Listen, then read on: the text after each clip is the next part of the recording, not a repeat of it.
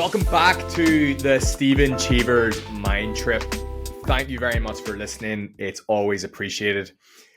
If you made it through episode 1, you'll understand a wee bit more about me, a bit more about my journey, how I got into business, how I got into sales. And last episode was our pilot episode. We were testing out a few things, a couple of technical glitches. So if you were listening to the full thing, and the audio skipped or the video skipped if you were watching it on YouTube. Basically, I don't know if anybody else uses Zoom on a Mac, but fuck me, every time I made like a gesture with my hands, accidentally made like a thumbs up, there was fucking balloons shooting up the screen and shit like that. You've probably seen it, and it is the most frustrating feature of all time. And I thought it was a Zoom feature. I turned off gestures in Zoom ages ago, and I haven't seen it since. And I thought it was a Zoom feature, but it turns out it's a fucking Mac feature. So I was mid-flow in the podcast, I don't know, maybe like 20, 29 minutes in or something, and was doing like, I don't know, made some kind of hand gesture, and a big thumbs up came up on the screen, and it froze the whole fucking podcast stream. And I had to restart it again, and I just completely lost track of where I was. So if you were listening to the last episode and you're like, that seemed a bit strange, that was why. But I appreciate you coming back for more. I managed to turn that off. For anybody that is looking to turn that off, you go into your FaceTime settings and you'll see something that says like reactions or gestures or something like that. You got to untick it in there. It's nothing to do with Zoom. It's a fucking Tim Cook at Apple thought that would be a great idea, which he was wrong. So look, today we are going to tell less stories. It's going to be less story time with Cheevers. And we're going to get into conquering fear in the sales arena and strategies for success. And that's one of the things about sales that I find with people who are new to it. So, you know, if you're a veteran sales guy, you probably don't have a fear of asking for the business. You probably don't have a fear of going in for the close. You probably don't have any fears around objections and objection handling. But whenever you're new to this game, those wee things can be scary. And that sounds a wee bit silly to say, but people get scared of confrontation. People get scared of handling objections. They get scared of asking for money. And there's a lot of mindset issues that a lot of people have, especially if they grew up working class, about money and asking for money. And that's very, very, very common. So if you're listening to this and you're like, yeah, that's me, like that is common, don't worry about it. And it's no slant on anyone. If, you know, whenever you grew up, your parents probably, my parents said this to me, and your parents potentially said this to you. And, you know, things like money doesn't grow on trees. All right. There was always talk of money being scarce. And whenever that's drilled into you from a young age, then it becomes difficult once you get older to completely take that out of your head, which is why when people first start in sales, so either they start their first sales job or potentially they've started their first business and they have to handle all the sales for themselves. When it comes to the close, they get scared. They don't know what to do. Even if they're reading off a script, they freeze. They get to the bit where they have to bring up the money and it's awkward and it's delivered poorly. And then what does the client do or the prospect do? They go, I'll have a think about it. Send me the details over email. All right. And then they're gone. So how do we fix that? Well, one of the easiest ways to fix that, in all honesty, is one, practicing your pitch, practicing how you're pitching the actual service, how it changes people's lives, and then practicing asking for the money. Practicing the part where you say how much it's going to be, and then practicing what you're going to do after that. Okay. So one of the tips that I always give to new sales guys is to, because it's so easy, is just to do an assumptive close. And if you don't know what an assumptive close is, An assumptive close, as the name suggests, is you're assuming they're going to go ahead with it. Okay, so you can't go into this thinking in the back of your head, oh fuck, I wonder, can they afford this? Can they do this? Can they do that? Is this going to go through? Blah, blah, blah, blah, blah. You just have to assume that these people, whoever it is you're speaking to is signing up. So, you might say something like, let's say you've already pitched the service, what the service is going to do. And they're like, yeah, sounds great. And let's say it's a 4-figure product, right? And you're saying, okay, look, it's 1497. Okay. What a lot of rookie salespeople will do is go, yeah, like it's 1497. So what do you think of that? Right. And then you're asking them, what do they think about it? So then they have to think and go, well, I don't actually really want to spend that today. I'd rather spend 1497 doing the kitchen up, or I'd rather do this or do that, blah, blah, blah, blah, blah. So how you switch that up is with an assumptive close. An assumptive close, in my opinion, is the easiest way to get good at closing. So the only change you really make there is, yeah, so look, it's going to be 1497 today. Will we get you set up with that today? Will we get you set up with that? We'll get you started on Monday. Cash or card? Are we paying Visa or MasterCard? Okay. You're just assuming, you're just using an assumptive close. Like, yeah, it's a no-brainer. These people are obviously going ahead with that. So let's just ask for payment. Okay. So that's a really, really easy way. Another really easy way is an alternative close, which is, again, I like to think of it as like a brother of the assumptive close. The alternative close is assumptive as well.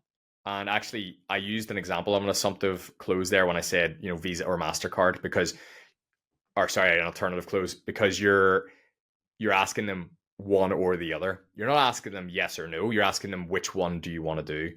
So an alternative close is a great way of doing it as well, where you just give them two options. So you can say, okay, so look, the program's going to be 1497, or you can pay monthly over the next 3 months at 500 a month. Which one do you want?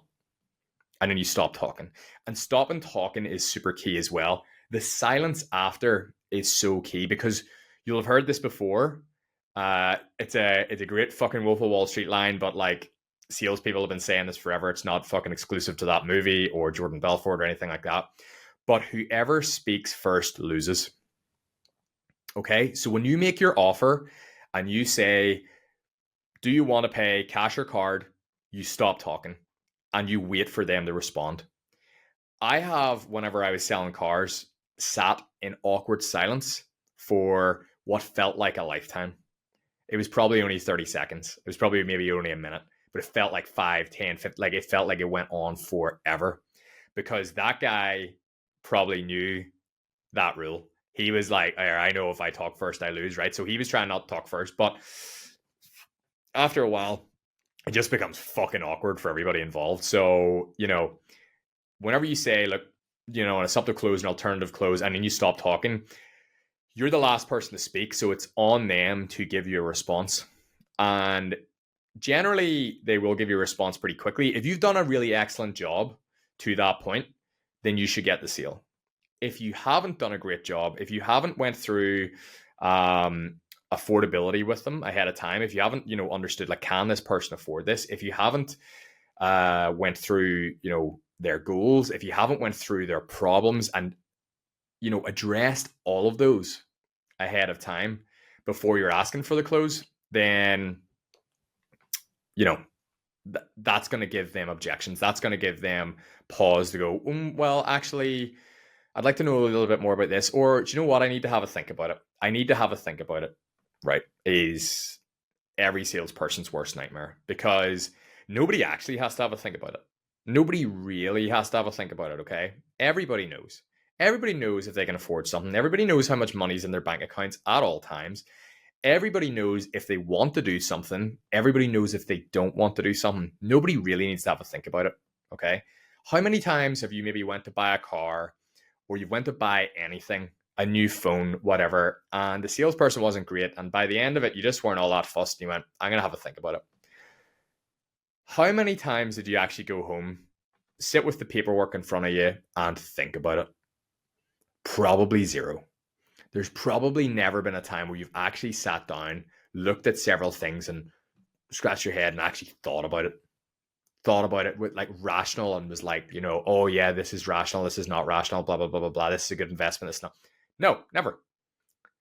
The only time you'd maybe, do something like that is if you were making like a large investment, like say you were investing in a private equity firm or you're investing in something and you were like, I could buy a house and rent it out, or I could do this, or I could do that. Like maybe then you've sat and thought about it. You went, which is the better option for me? Maybe if you're one of these people who all car salesmen hate, and if you're listening to this podcast, that's probably not you.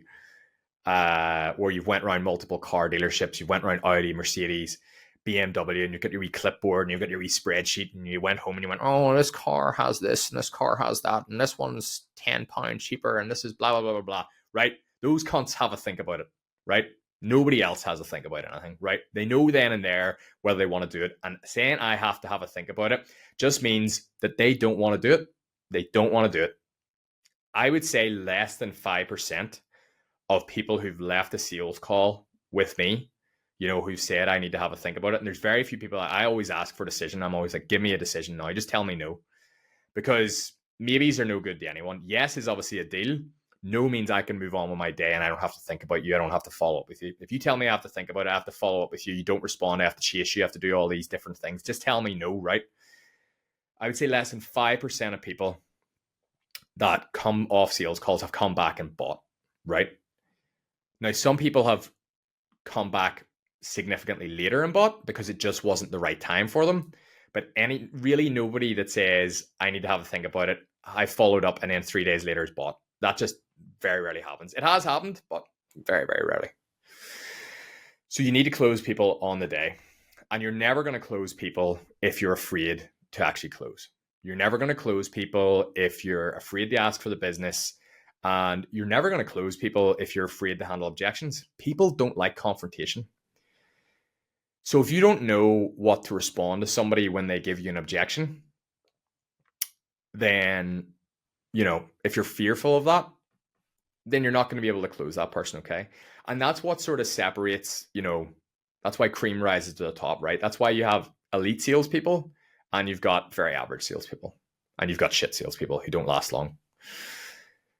What makes the difference between somebody who's great and someone who's not great at sales is they've absolutely no fear going into it, okay? They know off the back of their hand what to say in all scenarios. They don't read off a script.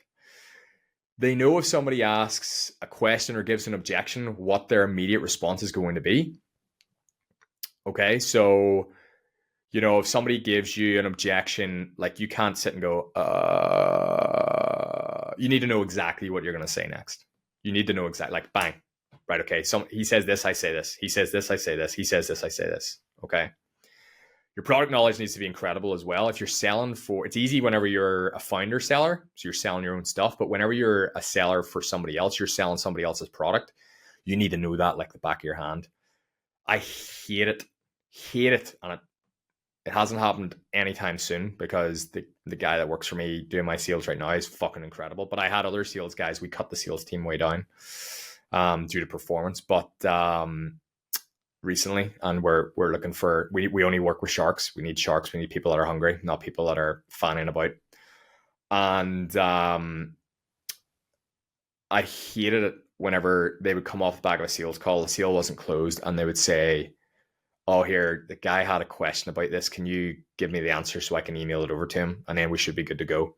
I'm like, bro, how do you not fucking know that? Like, I've been giving you extensive training for weeks. You have access to everything in our business 24/7. Like, why is your product knowledge not there? Like, why do you not know that this is included in the service? Now, that is a fundamental failure on everyone that they don't know that. It's a fundamental failure on me, on my team, on them. So really, again, that just has to be scrubbed out. So you got to know your product knowledge. You got to know your script off the back of your hand. You got to know your objections off the back of your hand. You got to know your closes off the back of your hand. And that's how you stop being afraid. For me, I used to be afraid of public speaking. I was never afraid of selling to somebody.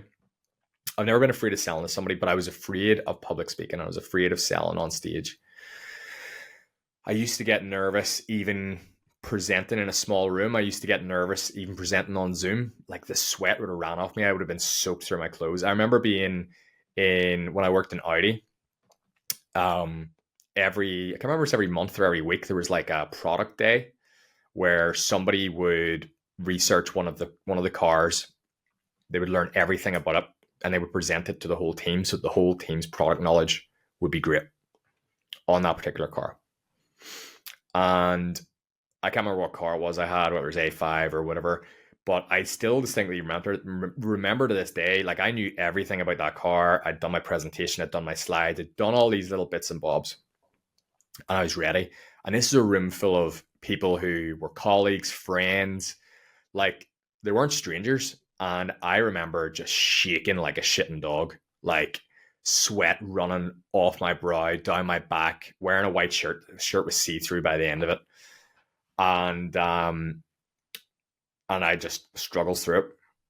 And it would always blew my mind that was a fear for me. And whenever I talked in the last episode about when I was 15 and, we wanted to be rock stars when I was in a band. We played a couple of shows at like the school rock concert. It was like an annual school rock concert at the end of the year.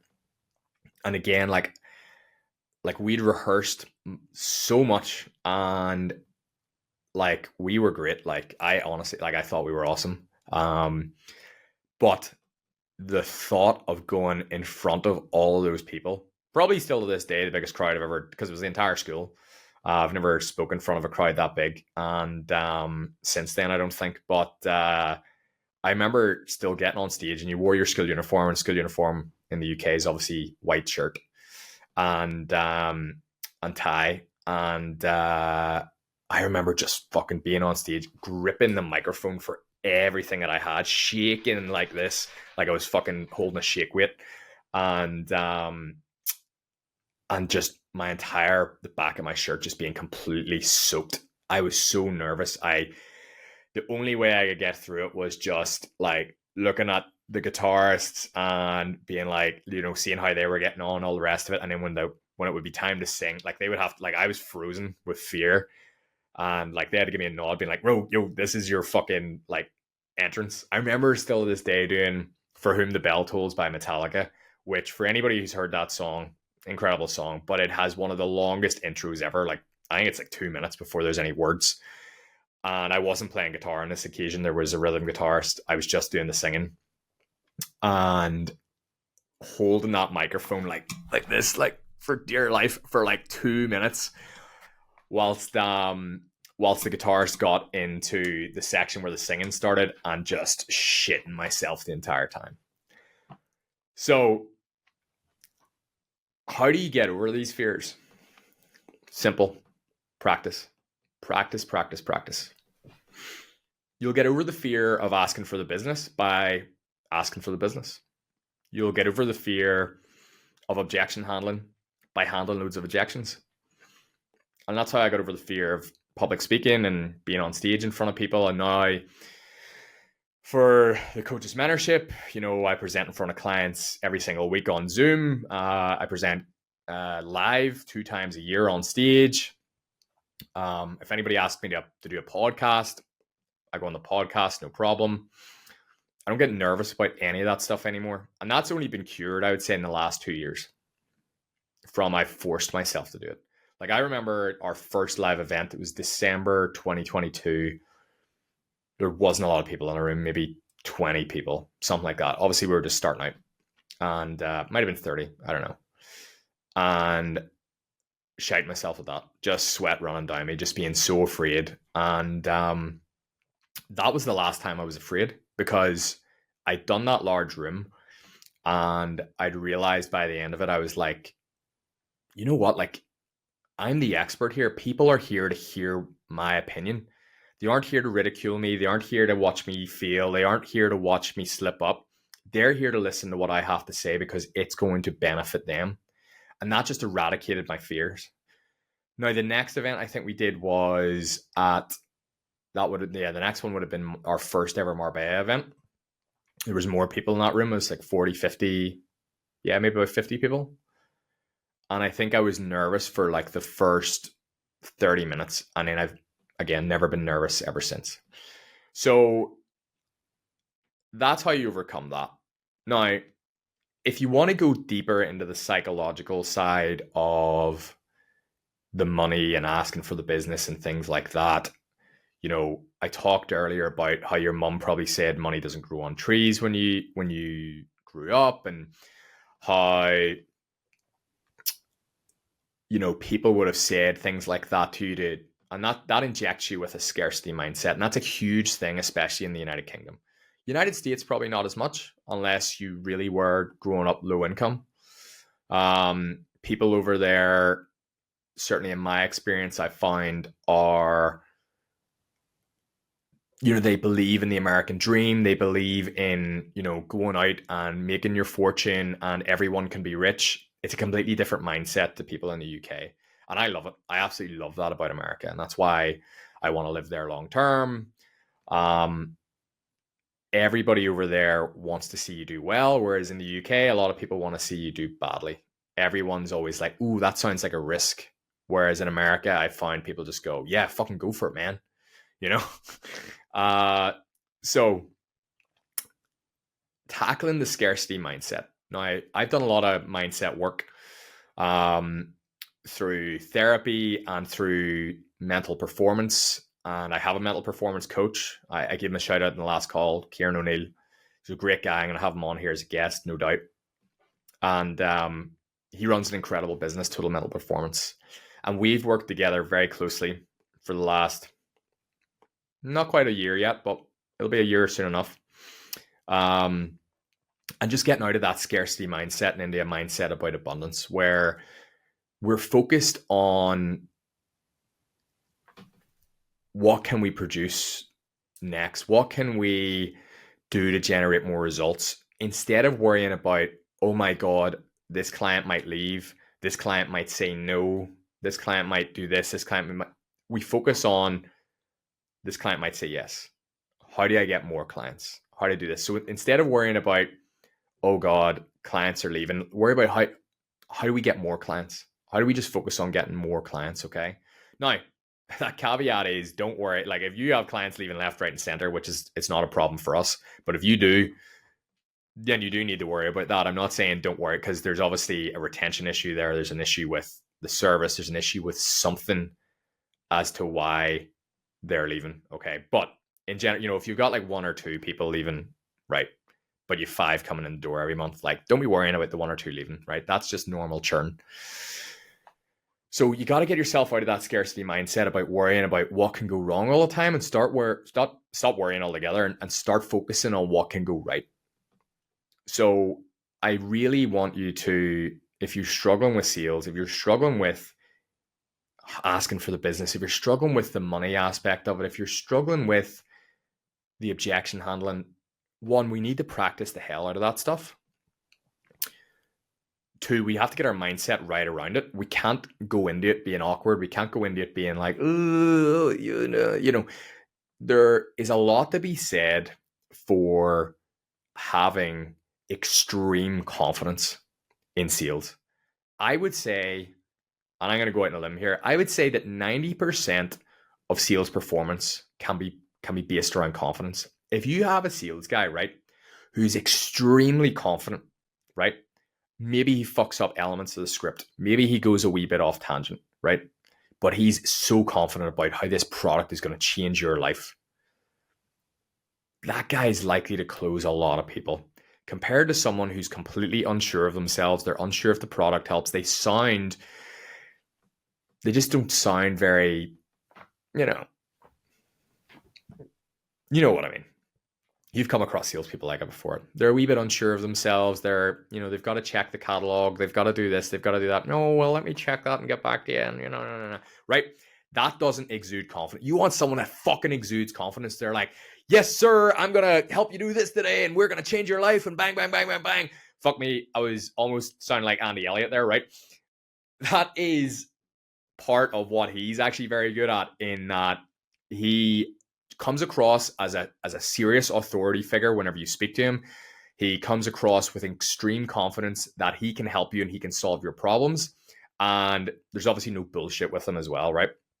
Now, there's a lot of the stuff he does that I don't love, right? I think, you know, that's for him. That's fine.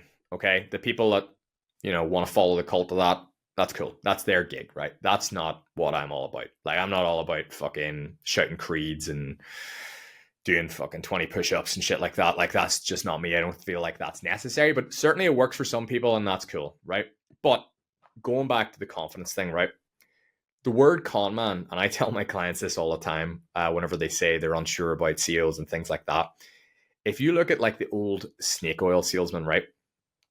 Why did they sell absolute shit to people? Like, why were they able, not why did they do it? They did it because they wanted to make money. Why were they able to? Why did people believe that it worked? The reason is, one, they had no other point or source of information around the product. That was the authority on that product.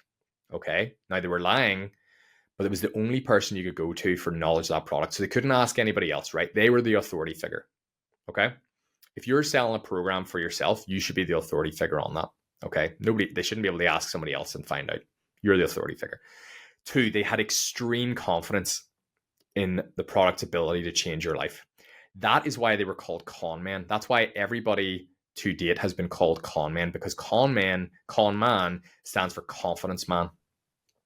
Okay, that's what con man stands for, confidence. And what they do is they put extreme confidence into you that this service, this product, this whatever is going to change your life. If you think about any period in time where there's been a con, like a really well-known global con, right? What has the con been around, right? It's been around something incredibly life-changing. Okay. If you look at like Bernie Madoff, he was doing doing that scheme. Fuck, it's not a pyramid scheme. What do you call it? It's left me. People are listening to this shouting out at me. Ponzi scheme, right? Ponzi scheme where he basically took money in from people, and then when he got more money from other people, he gave money back to other people and was like, hey, look, you give me 10 grand. Here's 11. Thank you very much. The person that's just given him 10 grand, he's taken a grand out of them. They now only have 9 grand in the pot, but they don't know that. And then that person says, whoa, I've made 11K. I've made a K back already. Keep my money and here's more, right? And that's how a Ponzi scheme works. And eventually it all falls down because, people want their money out and then they don't have the money because they've been, giving it out left, right, and center. Okay. And they've obviously been taking profits for themselves, right? But the con was like, he was so confident. He put confidence into you that you were getting a huge return for your investment. One that was unrealistic, one that nobody else on earth was able to give you a return like that on your money. So what did rich people do? They were like, fuck it, that's a no-brainer, I'll do it, right? So that man was just filling you full of confidence that if you gave him your money, you were going to be rich. Now, I tell my clients all the time, you need to be con man in the best possible way. And I don't mean that you need to scam people, okay? So we're not looking to do a scam, we're not looking to do a scheme, but you need to be a confidence person. You need to, when you're selling, show confidence that you can change their life. And I'm only telling you to do this if you genuinely can change someone's life. If you genuinely believe that your product is completely life-changing for someone, okay? I believe that if someone was to work with me, they're going to get a return on their investment. They're going to become a much better marketer, a much better salesperson, okay? Much better business person. Depends what service you're working with me on. But I have extreme confidence in that because one, I've done it for myself. Two, I've done it for hundreds of clients. I have loads of case studies. I have loads of testimonials. I have no reason not to be confident. Why would I not be confident, right? Because I have the proof to back it up. So if you have the proof to back it up, why would you not be confident too? Why would you not be able to sell your service with extreme confidence and be like, I can change people's lives. I know I can because I've done it, right? If you've already done it and you're still pussyfooting around reading off your wee script and being like, oh, well, my program does this and my program does that. And We have, it's £1,400. What do you think of that? Right? You're never going to sell that. Now, if you are a founder seller and you've got the business to a stage where you can afford to employ staff, and you're just like, look, I just don't get this sales thing, because it's not for everyone, right? I do genuinely believe that I can train anyone to sell, but some people just have different skill sets. Some people are just not naturally confident, and they would need to become confident. Probably not everyone. Like, a lot of people can become confident over time, but people with like extreme anxiety around themselves and things like that, like, they probably need to go away and get a mindset coach, somebody like Kieran, or go to therapy, get a therapist, and really work on that before they're going to be able to get good at sales. But if you are standard everyday person, we can teach you how to sell. You can get better. You're going to get better at just from listening to this podcast. You don't even need to buy anything, right? So getting into really facing your fears, right? Like I said, you need to practice this stuff. If you don't have anyone to practice with the fucking mirror, practice with your dog, practice with your mom, practice with a friend. What you don't want to do is practice with real live prospects, because what happens is, especially when people come to me and they're not good at sales, they go, right, okay, I've got 5 sales calls this week, and we're like, great, right? And those 5 sales calls, no matter what they're told, are the only times they will say the script that week. And they're reading off the script. Maybe they have 2 screens up and they're looking at one, while or they have the camera there where the script is, so it doesn't look like they're reading off it. Or maybe they're doing this, or they're looking down. Okay, shit. You should know it off the back of your hand. Now, one thing you can do, which I developed for my clients, is you can create a client information form. We call it a discovery form that all of our sales guys get. And how that works, basically, and we give it to all our clients, and they use it as well. And those are little different sections. And I have the form mapped out in order of the questions that need to be asked. So the questions aren't on the form, but they are prompts for the questions. They are prompts for the next part of the script. So they don't, as long as they've memorized the script well enough that they know what they ask when they ask it, even if they do start to go off course a little bit, all they have to do is look down at the discovery form where they're writing information anyway. That's normal for people to look down and write. Okay, then they go, even if they go, oh fuck, what's next? They can look down at the script and be like, oh yeah, we're talking about goals next, right? Cool, bang. And they're back in, right? But if you suck at sales and you suck at nailing the script and you suck at all that stuff, and the only time you're ever saying the script that week is during actual sales calls with real people, that's fucking crazy, man. That is fucking crazy, right? Because, maybe you'll close 2 out of the 5. Maybe you'll close 3 out of the 5, right?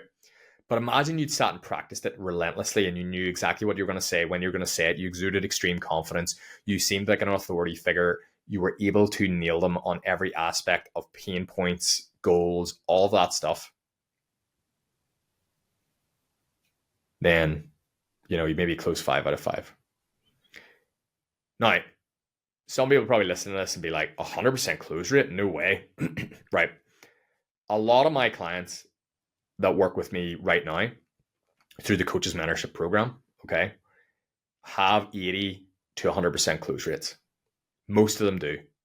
And you might be listening to this being like, oh, well, I'm a remote closer, or I'm a cold caller, or I'm this, or I'm that. My close rate's 30, and that's fucking amazing out of my team. Yeah, cool. Okay, like cold leads and stuff like that, 30% close rate's not bad. Okay. But if you are working with warm leads, you have funneled them right through a pipeline, they're coming through to you, you're the founder, closer, all the rest of it, you can have your close rate at 80 to 100%. And then guess what we do at that stage? Then we put your price up because it's too high. And we keep putting your price up as long as it stays around the 80% mark. Once it starts to drop to like 60%, then we're like, right, okay, we've taken the piss here, we've went too far. But if you're closing 80 to 100%, then you need to put your price up. If you're not closing at 80 to 100% and you're a founder closer, you're selling a program that's, anything under 1,500, there's a sales issue there, or a marketing issue, or a pipeline issue. Okay. So, getting into that sort of support network that we offer, things like that, I have taken a lot over the years from courses, mentorships, these different aspects. Like, they've been a pivotal role for me in, I suppose, gaining more confidence, like overcoming fears, seeing what other people do in sales. They've been really, really, really vital. So if you're not in some kind of program like that, if you are a business owner and you are trying to get as many free resources as possible, never invest in yourself, always constantly be like, oh, I'll just listen to this podcast, listen to that podcast, I'll do this, I'll do that, I'll do that. That's only going to get you so far, right? You need to be in the environment that you want to be in. I was adamant whenever we hit a certain revenue figure. I don't want to get into specific revenues of my own businesses, but we were in a mentorship program and it had a higher tier in it. And the higher tier, you have to be hitting at least $1 million a year to get into. And that, from the day and hour that we joined the original mentorship program, we were like, right, the goal is to get into there. That was the next goal for us. We were like, we have to get into there, right? And we rinsed that mentorship for everything it was worth. I was on calls at like 4 a.m. in the morning because they were in Australia, right? I was relentless in that. And the second that we were eligible, we hadn't even finished the month yet. And I was like, I think we're on track to be eligible for this. And I reached out and I said, look, I know I have to wrap up the month at this to get in, but I just want to make you aware we want in. We're there, thereabouts. And they spoke to us and they were like, right, just come on in now because, you guys are killing it and you've got momentum. And we went in there and there's guys in there doing hundreds of millions a year. And we were doing 100 times. We were doing 100 times less whenever we joined. And I was like, holy fucking shit. But I wanted to be the small fish in the big pond because we were basically in the previous tier. We had become not the biggest fish in there by any stretch of the imagination. Some people don't move up. Some people continue to go into 7 figures and just stay in that middle tier because they're happy with the level of service. But we had gotten to the stage where we became big fish in a small pond, and we were like, right, no, we want to be, big fish in the small, big fish in the small pond. We were like, right, we want to be the small fish in the big pond again. Like, we want to hit the fucking reset button on this and really fucking go for this. So, and being around entrepreneurs that are doing 5 times what we're doing, 3 times what we're doing, double what we're doing, 100 times what we're doing, being able to pick their brains, because when you get to that level, people show a lot of respect amongst their peers, and you would think that people at that level don't want to help, but they actually do. They're like, how do I help you get to almost where I'm at or close to where I'm at? Maybe we're not going to get to 100 million, right? Probably not for what we offer, like the service that we're in right now. But the people at that level are like, right, how can I help you double, right? So if you're not spending time in those environments, you're never going to get those opportunities. Those opportunities are never going to come to you. You're not going to grow and scale. You need to be in these programs where it's going to grow and scale you. Okay. So whether that is a sales program, whether it's even just investing in your first course, right? Like for me, I went to that seminar with Jordan Belfort, changed my life. And then I was like, right, okay, well, what can I invest in now to get better? Then I invested in his straight line persuasion system, which again was just much more detailed version of the seminar I went to. That changed the game for me as well. Then I invested in when I was first working in the fitness industry, I had a fitness app. I invested in a fitness business mentorship. Then from there, I worked in it. Then from there, I worked in other ones. Then from there, I launched my own mentorship program. Then from there, I joined a business mentorship program. And then from there, I went up to the highest tier of that mentorship program.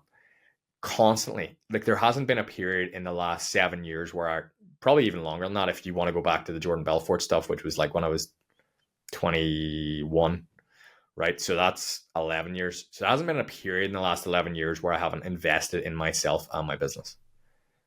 So if you're listening to this right now and you've never made one of those investments,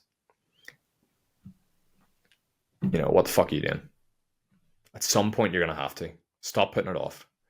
Okay, because you're like, we like to think that we're going to get there by ourselves. We like to think that listening to gurus on YouTube channels and things like that are going to get us to where we want to be, but they're not, because you don't know what you don't know. You are unconsciously incompetent. What you need to do at some point is become consciously incompetent. You need to go, do you know what? Fuck, I don't actually know what I'm doing here. At that point, you can change it for yourself, because then you can invest in what you need to invest in, and then you can become consciously competent, and then ultimately unconsciously competent. Because when you're unconsciously competent, that's how you become incredible at sales, because you just know what you're doing.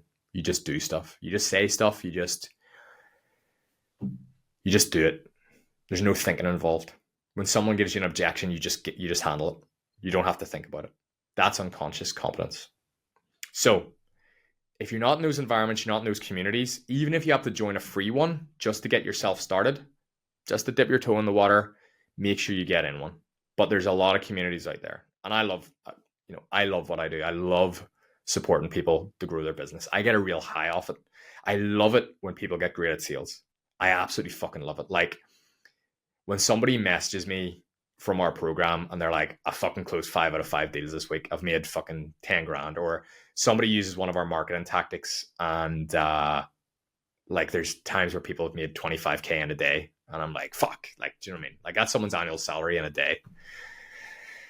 Fuck, I love that shit, man. I fucking love it. So like, as I said, let's get into some practical advice you can take away. This episode's going to be a bit shorter than the first one, because the first one I was talking about myself, and I could talk about myself all fucking day, but I'm sure you don't want to listen to me ramble on forever and ever and ever and ever. So let's go through some exercises to get your confidence up. The first one is super key, and it's a no-brainer. You just got to practice. You need to practice.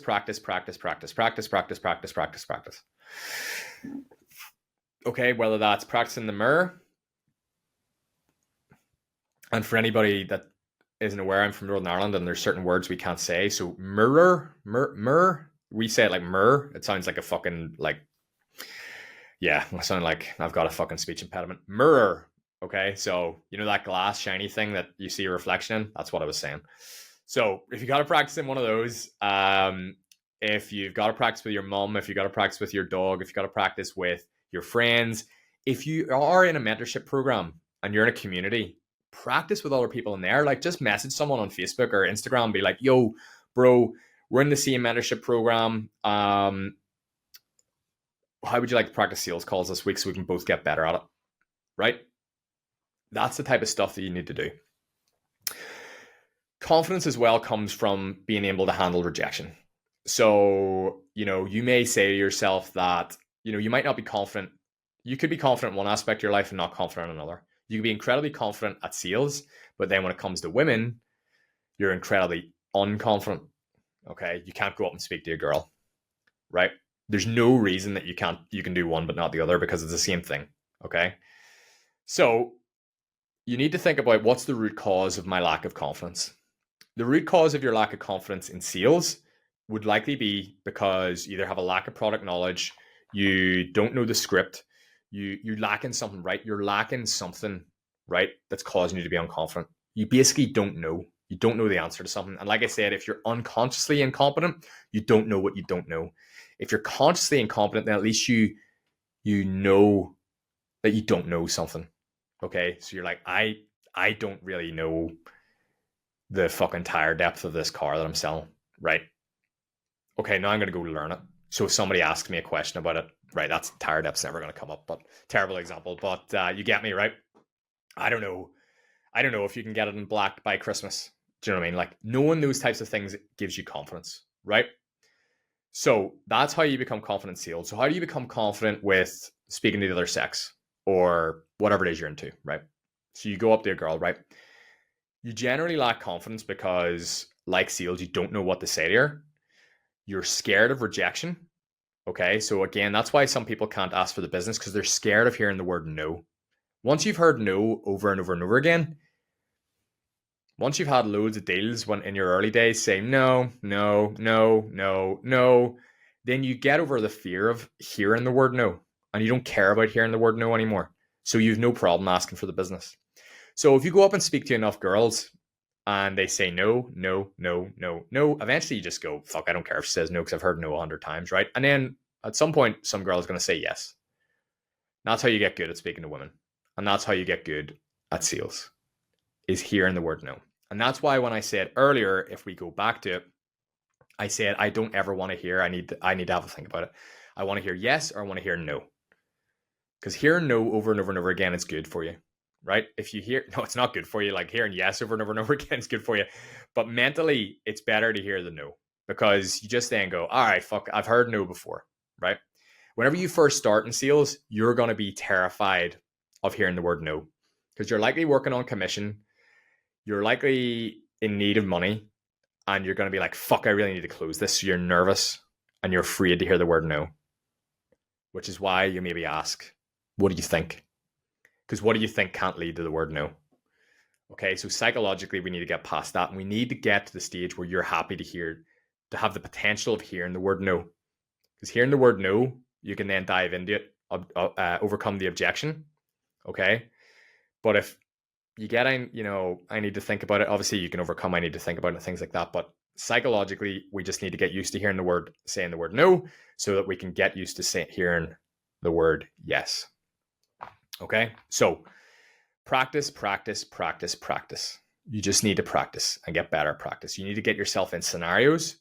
So like me, I was afraid of public speaking. So what did I do? I did loads of public speaking. If I was asked to do public speaking, I said yes. If somebody else asked me to speak at an event, I was like, yeah. I just refused. I just said, I'll never say no to that opportunity. Somebody asked me to speak at an event, even if I don't want to do it, I'll just be like, yeah, I'll do it because it's just practice, right? So I want you to think about now, how can I do that? How can I implement that? How can I practice? Okay. Because if you have psychological fortitude when it comes to sales, you can't be stopped. Okay. You really need, if you're going to be a closer, right?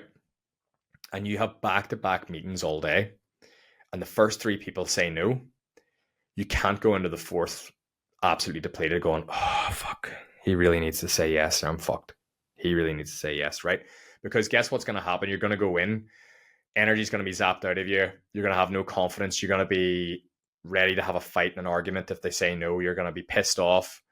You're going to be like, have you ever seen that scene with Robert De Niro? I don't know what movie it's from, but he's selling the Audi A8 and he's like gets into a fight with them because they say they need to have a think about it. He's like, what do you need to have a think about? You asked me about this, you asked me about that, you asked me blah blah blah blah blah blah blah. And he goes, you've been busting my balls all day, and he kicks them out, right? He goes, you get out of here, right?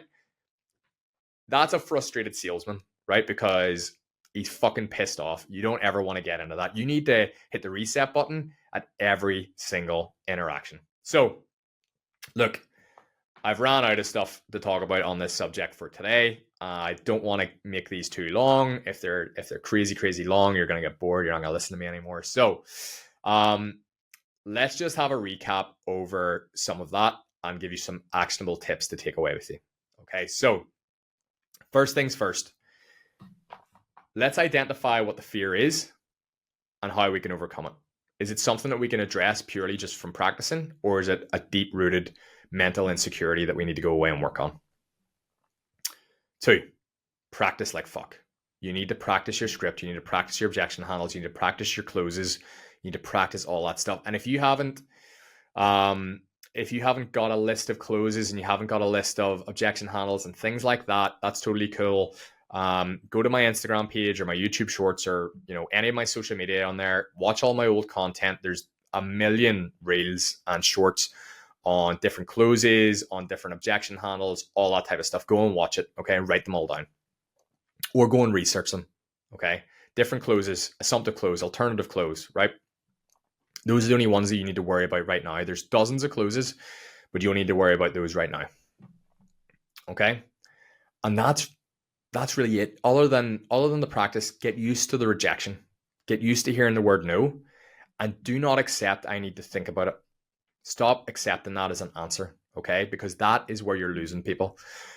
Once you get no's from people, then you learn how to overcome the no's, okay? And then you start to hear more yeses. It's the same, like I said, with like asking a girl out, right? If you're constantly trying, a lot of the times as well, this is the funny thing about, dating and things like that, is people are scared of rejection. They're scared of the girl saying no.